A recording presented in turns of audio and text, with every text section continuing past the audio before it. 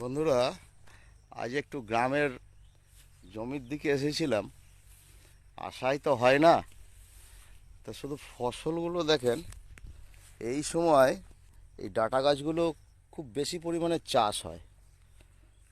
তারপর সে আবার দেখুন কলা বাগান আছে, কাঁচকলা। হ্যাঁ, এগুলোও পাশে আছে।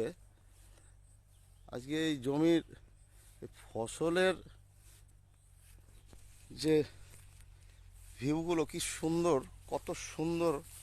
আমরা এটাকে তো পাই না শহরাঞ্চলে। তো দেখুন, এখানে আবার পটল চাষ হয়েছে। কত সুন্দর একটা ব্যাপার। পটলে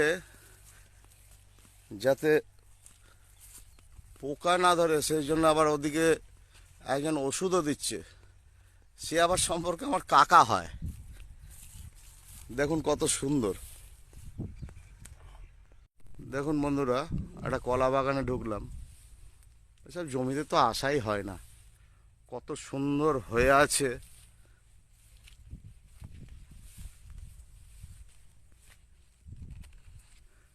এটাকে বাজারে যখন নিয়ে যাচ্ছে এরা বলছে এটা কাঁঠালি কলা।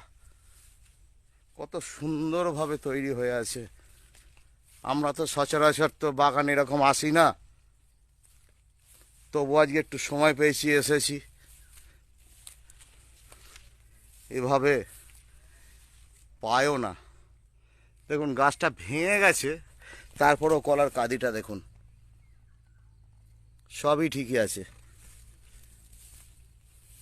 এর ভেতরে আবার লেবু চারা লাগিয়ে দিয়েছে, যাতে এই কলা উঠে যাওয়ার পরে এই গাছগুলো বড় হয়ে গেলে এর থেকে ফল পাবে।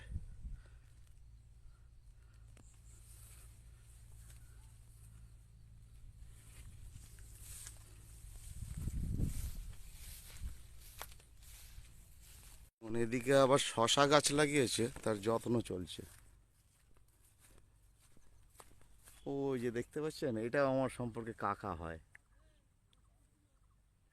এটা আমার কাকারই জমি।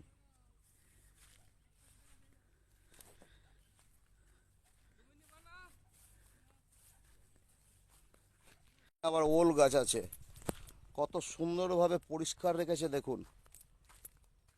এইভাবে যত্ন না নিলে ওল গাছ ঠিক মতো হবে না এবং ওলও ধরবে না ভালো, মানে সাইজটা ভালো হবে না।